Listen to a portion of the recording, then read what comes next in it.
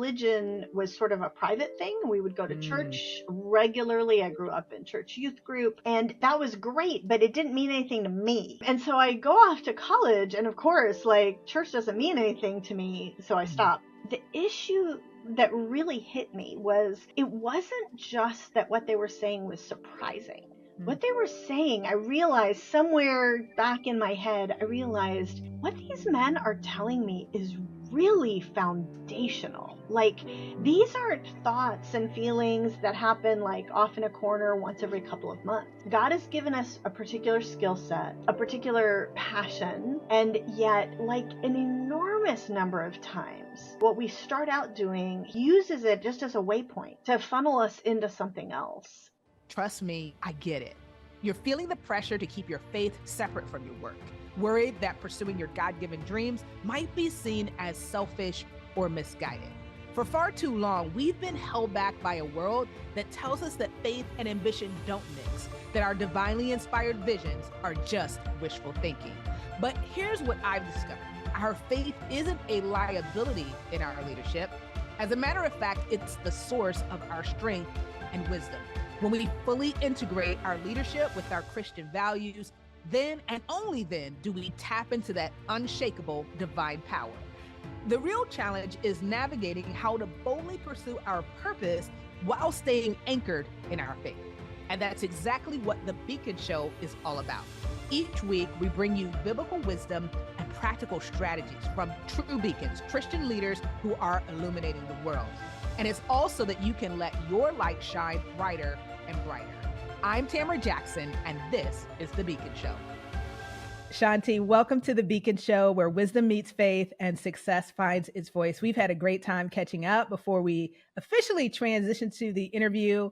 I've got a chance to learn a little bit about you and all the different hats that you wear.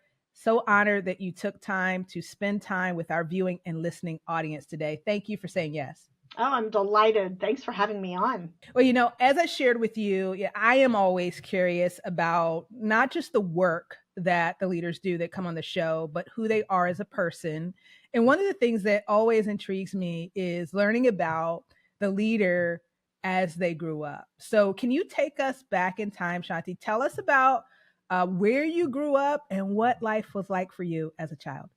So I actually grew up in an area that very few people are indigenous to, which is Washington, D.C. So I was just up there doing an event a couple weeks ago and said, hey, I grew up not far from here. And everybody's like, oh my gosh, I've never met a native. Everybody is very transitional there. So in a way, it was like being an army brat in reverse, where everybody would come and go and come and go and come and go. And so growing up in that environment was interesting. There was a lot of diversity. My dad worked at the World Bank. And so I never knew who was going to be coming over for dinner. Wow. That is cool. The Nigerian colleague or the Middle Eastern desk or, whatever. It was fantastic. And had a very, very rich upbringing, you could say, because of that. I am the only person in my family who does not speak Chinese. I feel very insecure about that. Interesting. Wow. My parents lived in China when I was, in like graduate school and getting married. My brother married a Singaporean Chinese woman and has lived in Singapore his whole adult life. So It's a very diverse background. Wow. That is really cool. So can you remember, like, what was the guest that maybe really just blew your mind that came over for dinner? Is there anyone in particular that you can remember that really stood out as a child? Well, I'll tell you what really stood out to me as a kid with all of these people, because, you're a kid, like, you don't understand, who these people are. But what really got me eventually was like some of our parents' really close friends who also worked at the World Bank were Dutch. They were, and they lived near us, and my dad and the other husband would carpool together and all that. And I remember at some point, probably as a young teenager, I remember watching them all sit around the dinner table and just laugh and kind of click into this concept of, okay, wait a minute, this person is from a completely different culture. Yeah. Speaking English as a second language very well, by the way, puts us to shame, as you can imagine. And yet we're all like connected, even though you could say completely different experiences growing up. And anyway, there was a realization somewhere fairly early on. I can remember clicking into that.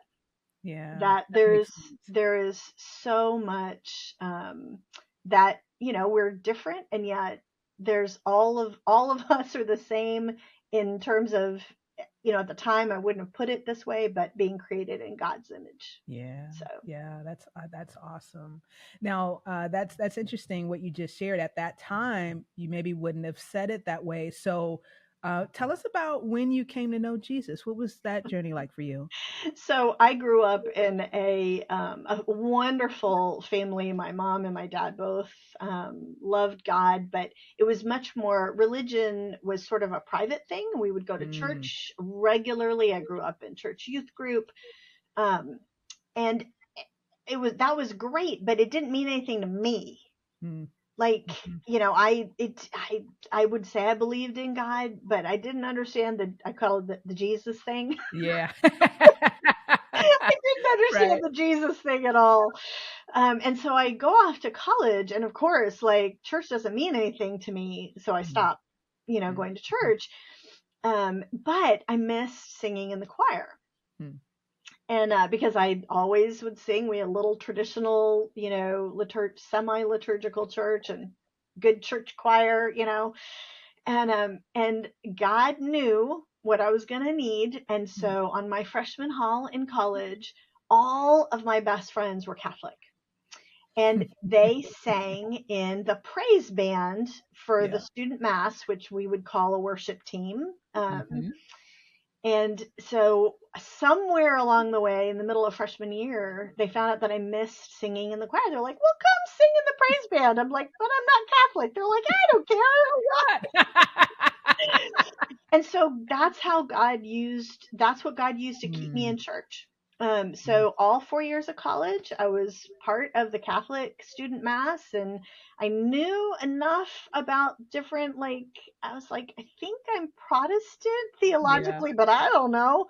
And then my senior year, right before I graduated, just a few months, I went on a Catholic student retreat, and it's still the most evangelical retreat I've ever been on. Wow. And I met Jesus. There's just no other, it was just a miraculous thing. And suddenly it was that born again, the scriptures came alive to me. And I can still, okay, just as a little aside about how ridiculous I am, I can still remember for people who've had that kind of a switch light bulb flips on kind of moment, they may get this, but I can remember sitting in the mass after, the Sunday after that, so almost a week later, and it was the priest was doing the homily on the prodigal son. And I go running into the cafeteria afterwards, and all my Catholic friends are sitting there eating, and I'm like, I get it! Like, the prodigal is me, and the father is God. I get it. And they're like, yeah. Where have you been? Like, they had gotten it years before, and I'm just now clicking in. But that was a very, very real change in my life. So it's funny because a lot of people have the reverse testimony. Yeah. For me, I came to Christ through the Catholic Church. And I'm consider myself a evangelical Protestant. So started as soon as I graduated going to a pretty Bible focused Protestant church. But yes, I have a lot of affection for our Catholic Christian brothers and sisters.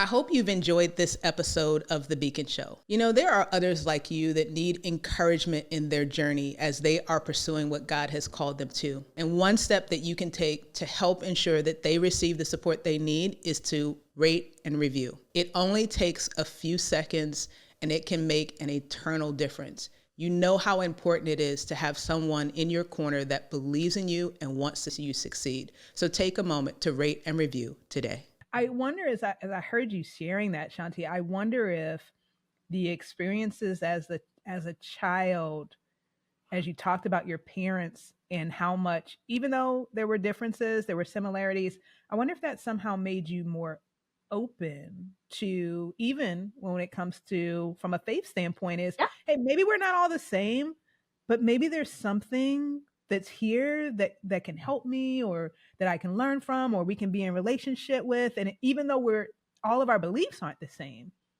there are still some things that unite us. Does that make sense? It does. And it's interesting that you say that, because I probably wouldn't have put that together before now. But that's probably true, Tam. That is Yeah. a good Wow. insight. So you go to college,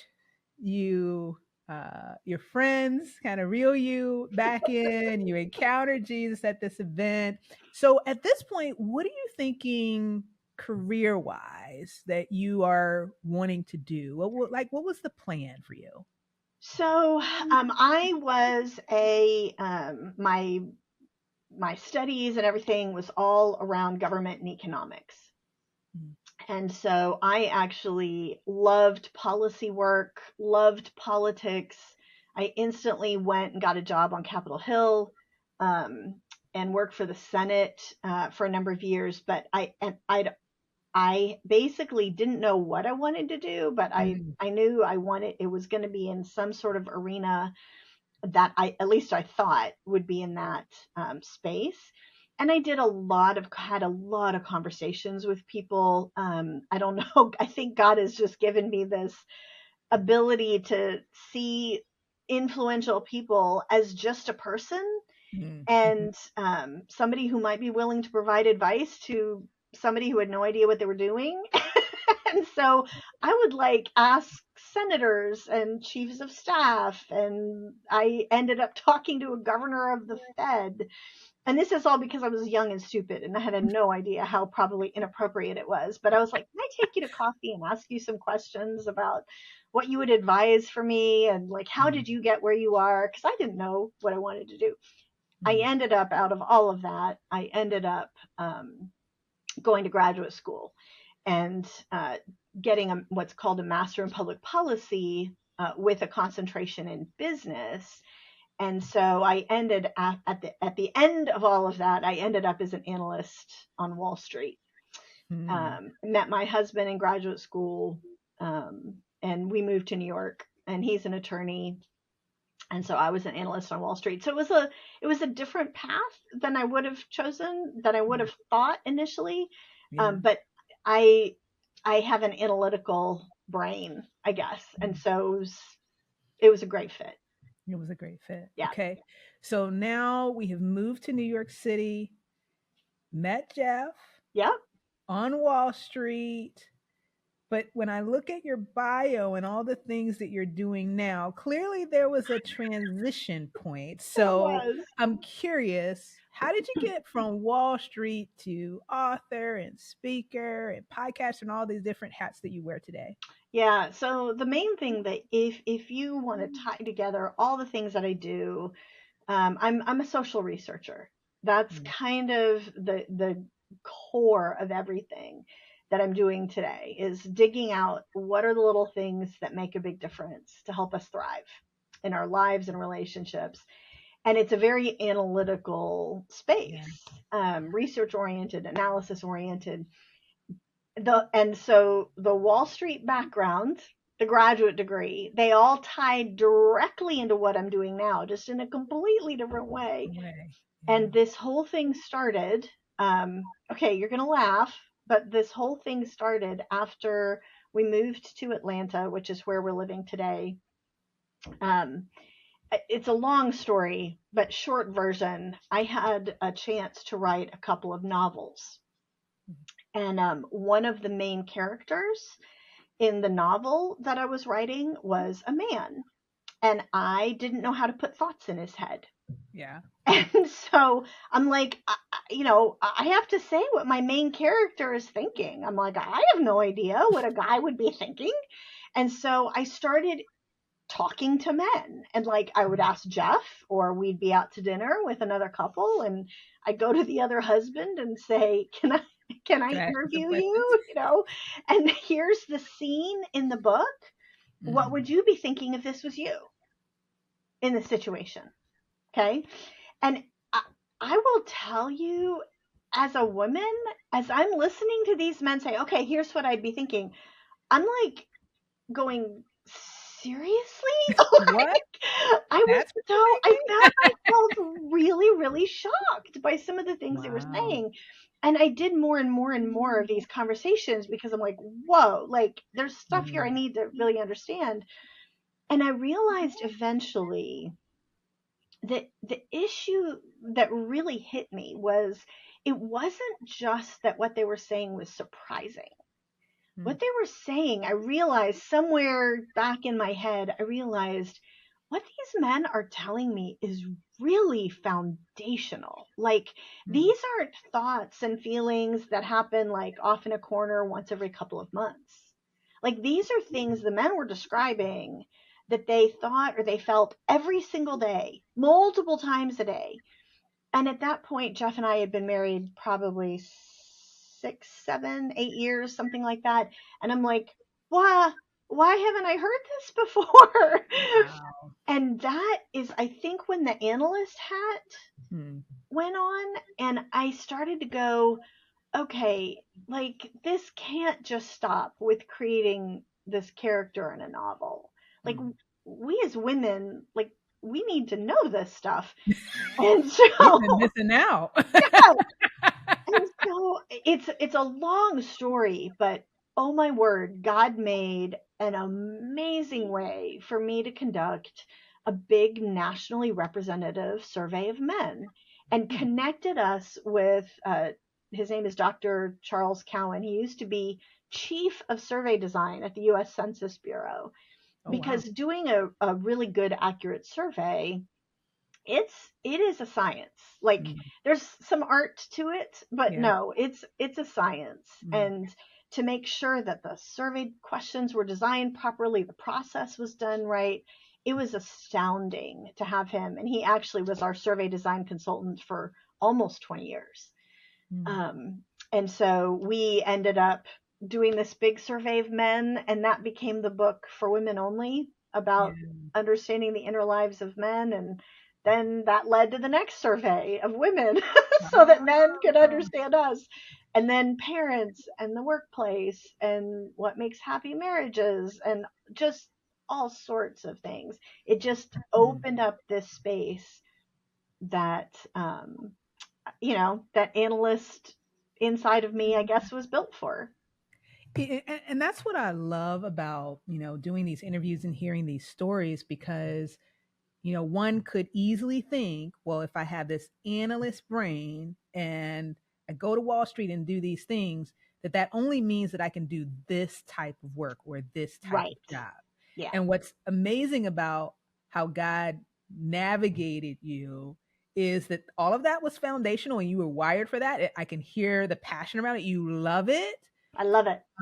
And there were still other ways to use those gifts, Yeah. skills, and talents in a way that could be truly transformative, because now men, women can understand men can understand women, but it's the same. I'm hearing the same skills and Yeah. kind of your same process.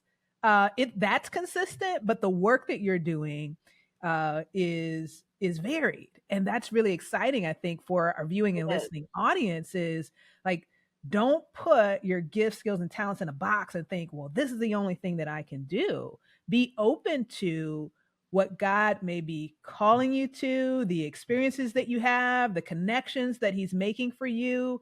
You never know what God might want to do with those foundational gifts, skills, and talents that He's given you.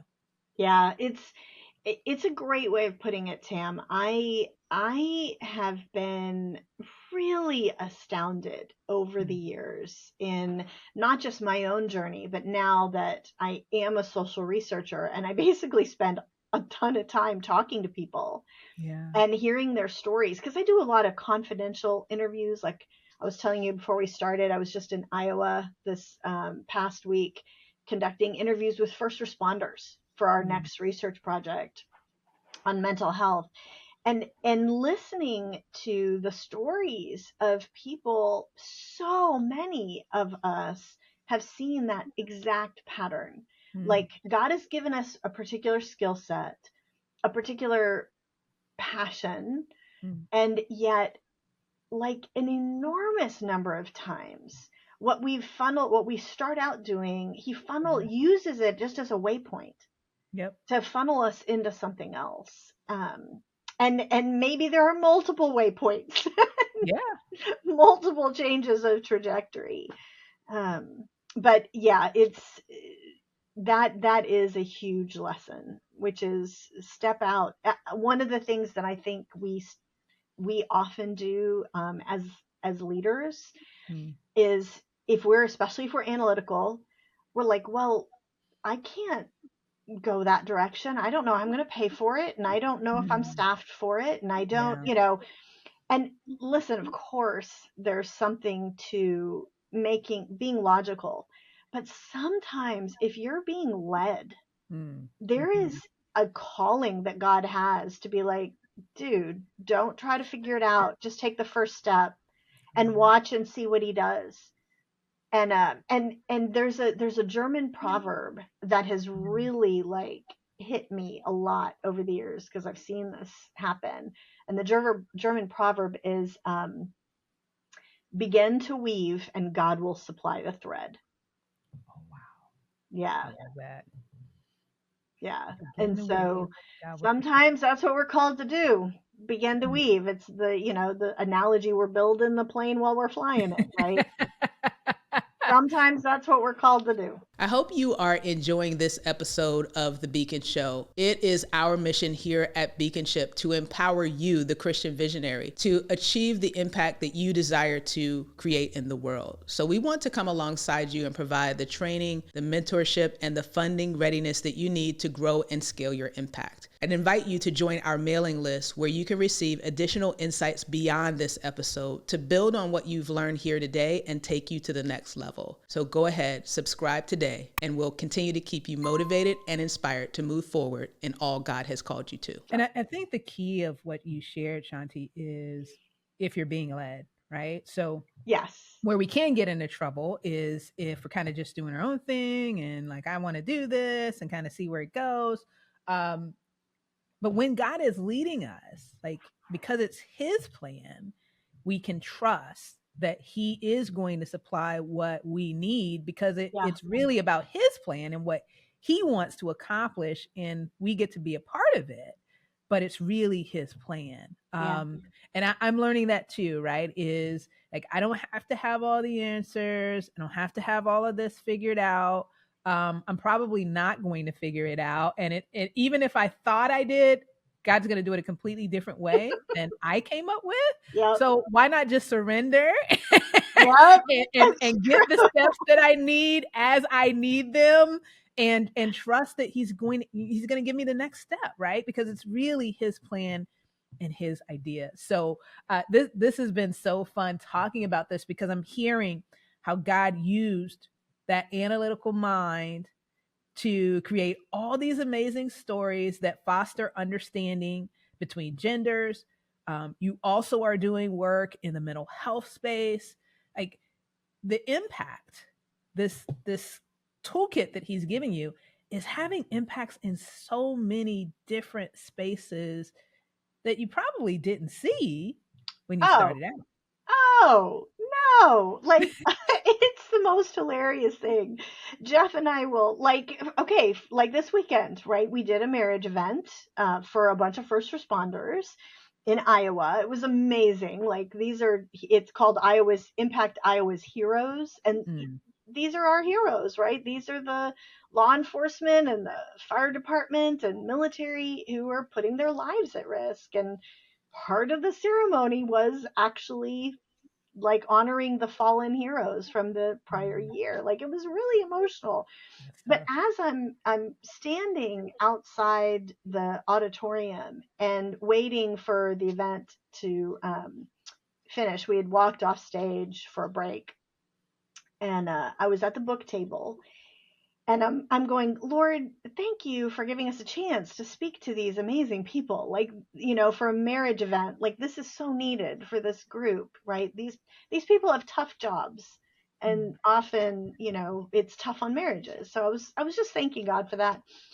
And I was standing there looking at the book table, and I'm like, looking at all of these books. I'm like, how did this happen? Happen. Like, Yeah. I could not have planned this. The books about men and women, for women only and for men only, those two books together have sold more than 2.5 million copies, and they're in like 26 languages. I had nothing to do You're with like, that. wasn't me. That was not me. I could not have made that happen if I Mm. tried. That's just something that God wanted to happen. And so that's an encouragement for people. It's like, this whole concept, Henry Blackaby used to say this, and it was so Mm. profound. Don't try to decide what to do. Like, watch Yeah. for where God is working Yes. and go join him. Yes. And so yeah, that's been a big piece of it.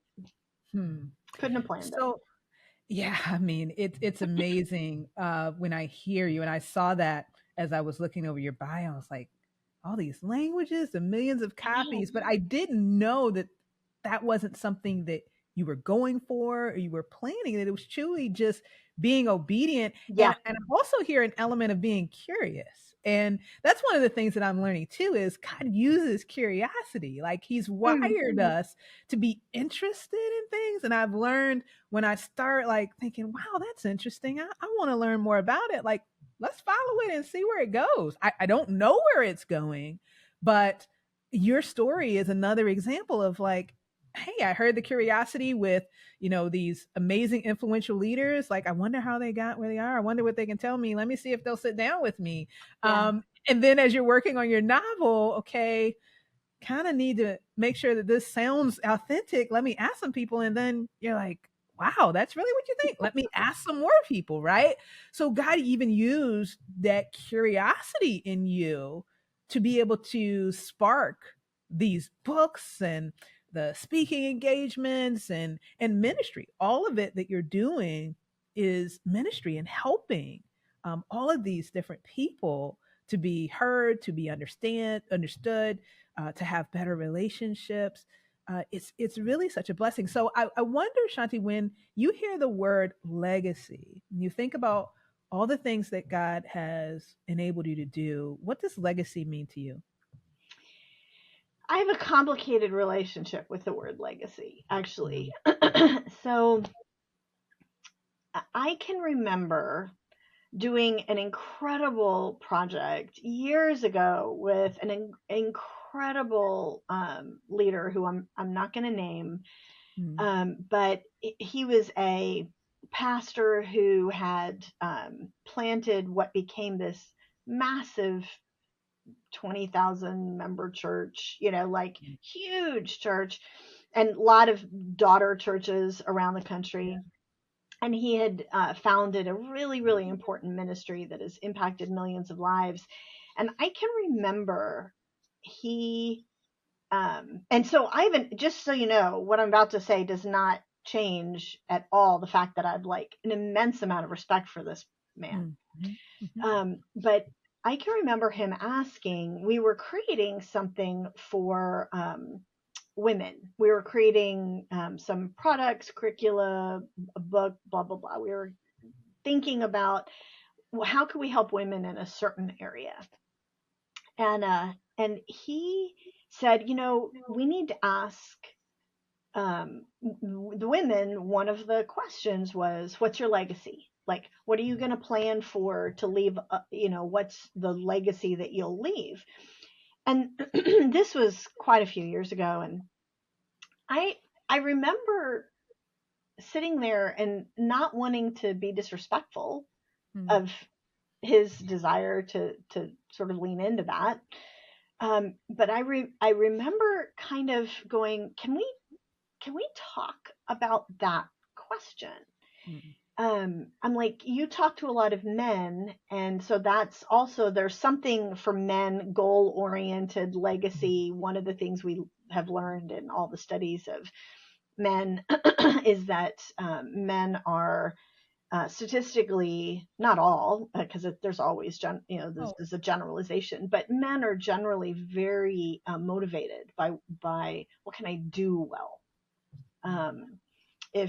If we are often insecure or motivated by am I lovable, am I someone that people respond to well, men are often motivated by, am I able, is what I'm doing, am I any good at what I do? And so I could see how, and I told him, I said I could see how this would be a question that men might respond to really well. I said, but part of me is like, should it be about our legacy?